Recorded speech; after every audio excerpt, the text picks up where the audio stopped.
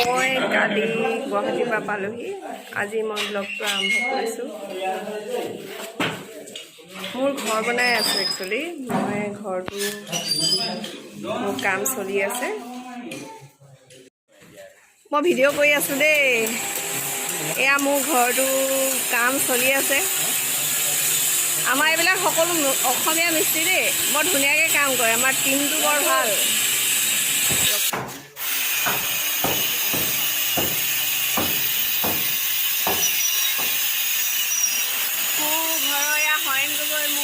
ইলেক্ট্ৰিকেলৰ কামখিনি কৰিছে একদম ভালকৈ কৰে দেই আণ্ডাৰগ্ৰাউণ্ড যিটো মাতিব পাৰিব দেই কনচিল ৱাৰিং কৰিবলৈ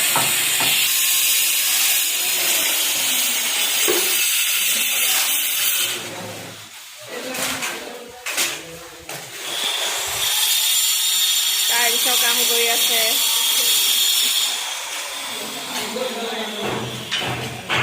তালে মোৰ কিটচেন এফালে ষ্ট'ৰ ৰুম দেউতাই ঘৰটো ফাউণ্ডেশ্যনলৈকে গোটেইখিনি চাই দিলে মোৰ দেউতাই বাকীখিনি কিন্তু মই নিজে চাই আছোঁ মানে সম্পূৰ্ণ অভিজ্ঞতা হ'ল আৰু আচলতে টিমটোও বহুত ভাল মোৰ মানে ঠিকাদাৰকেইজন অসমীয়া হয় অসমীয়া ঠিকাদাৰ হয় মানুহে কয় অসমীয়া ল'ৰাই কাম কৰিব নোৱাৰে কিন্তু আমাৰ ঠিকাদাৰকেইজন বিৰাট ভাল মানে টিমটো গোটেই টিমটোৱে ভাল সেইকাৰণে মই বৰ স্মুথলি কামখিনি কৰিব পাৰিলোঁ বাকী এতিয়া ইলেক্ট্ৰিচিয়ান হওক প্লাম্বাৰ হওক গোটেইখিনি অসমীয়া মোৰ ইয়াতে লগাই আছোঁ পাছফালৰ শ্লেপ এইটো শ্লপিংকৈ দিয়া হৈছে জেগাটো যিহেতু সৰু বেডৰুম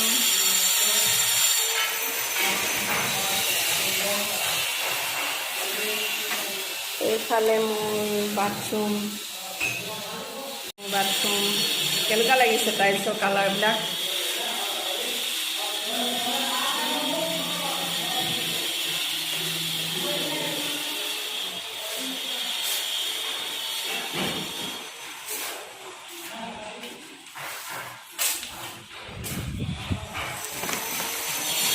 বিশৃংখল হৈ আছে মোৰ বেডৰুম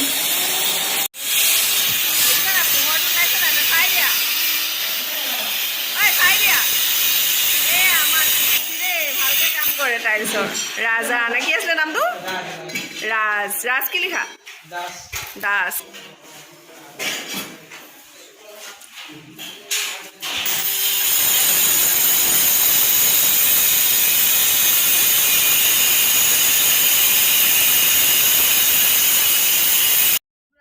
মানে মোক ফল চিলিঙৰ কাম কৰিব আমাৰ আজিকালি অসমীয়া ল'ৰাই চব কাম কৰে হয় নাই কেশৱ ৰহানে এতিয়া ফল চিলিং আজিৰ পৰা আৰম্ভ কৰিব আৰু দেখাম পিছত কেনেকুৱা কৰে লগাব পাৰিব হয় নাই কেশৱৰ কাম ভাল বুলিয়ে শুনিছোঁ লগাব পাৰিব আৰু ভাল লাগিছে আমাৰ অসমীয়া ল'ৰাই আজিকালি চব সঞ্জীৱ গগৈ দেই বহুত ধুনীয়াকৈ কাম কৰে আমাৰ অসমীয়া ল'ৰা ইমান ভাল কৰে চবেই লগাব পাৰিব আৰু পাই এটা দি দিয়ে আকৌ সেই কাম থাকিলে ক'ব ন ফোন নাম্বাৰ সঞ্জীৱ গগৈ দি দিম আকৌ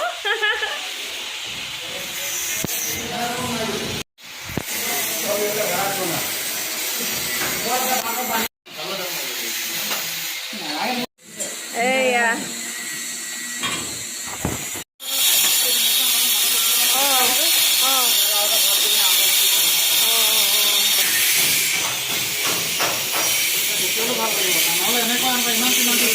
আমাৰ আৰু এজন ঠিকাদাৰ কি আছিলে নামটো মৃদু গগৈ আমাৰ মৃদুহেঁতে বহুত ভাল কাম কৰে দেই লগাব আকৌ হয় নাই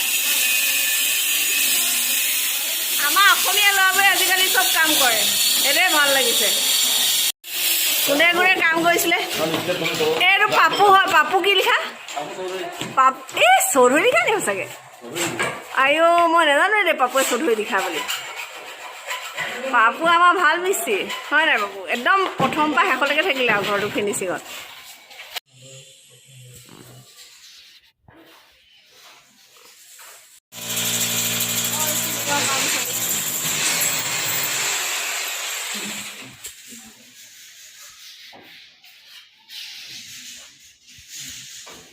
ইফালে এইখিনি লগালে ফল চিলিঙৰ কাৰণে এনেকৈ ফল চিলিং লগাই ফল চিলিঙৰ কাৰণে ফ্ৰেম,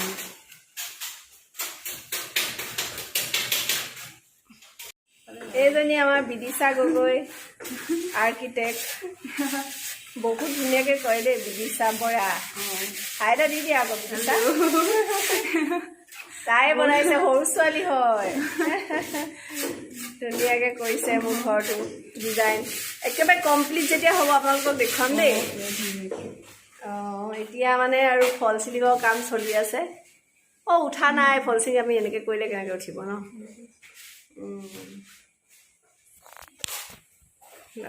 হেৰিটো কৰা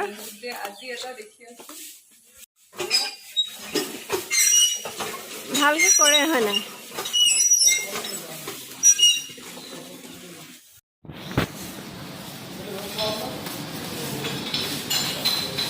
আমি এতিয়া চাহ খাম, ঘৰ চাই আহি এতিয়া চাহ খাম।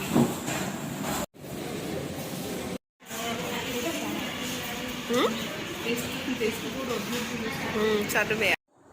আজি বহুত কাম কৰা হ'ল। আজি ৰাতিপুৱাই 9:30 বজাতে গ'লোঁ, গৈ টাইলছ আনিলোঁ, আনি বহুত দেৰি লাগিলে। 1টামান বজাত আহি পাইছোঁহি ৰাতিপুৱা 9:30টাতে গৈ।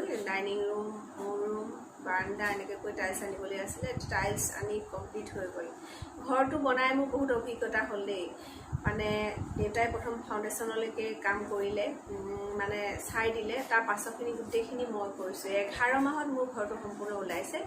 মোৰ মিস্ত্ৰীৰ পৰা প্লাম্বাৰ, ইলেক্ট্ৰিচিয়ান, মিস্ত্ৰী, ঠিকাদাৰ, আৰ্কিটেক্ট সকলো অসমীয়া। মানে মানুহে কয় অসমীয়া ল'ৰাই নকৰে, আজিকালি অসমীয়া ল'ৰাই চব কাম কৰিবলৈ লৈছে, সেইটো ভাল লাগিছে। খালি টাইলছৰ মিস্ত্ৰীজন অসমীয়া নহয়, কিন্তু লগৰখিনি অসমীয়াই। আৰু হেৰিটো মানে যিখিনি ফল চিলিঙৰ কাম কৰিছোঁ তেওঁ অসমীয়া ল'ৰা হয়। ইমান ভাল লাগিছে মানে কৰি, আৰু তেওঁলোকে ইমান ভালকৈ নকৰা হ'লে আজি 11 মাহত ঘৰ ওলালেহেঁতেন। আৰু ইমান সহযোগ নকৰা হ'লে মই এজনী মাইকী মানুহৰ কাৰণে এইখিনি মানে কৰাটো সম্ভৱ নহয়। মানে তেওঁলোকে যিমান চব মানে সহযোগ কৰিছে, মানে সেইটো ভাল লাগিছে মানে।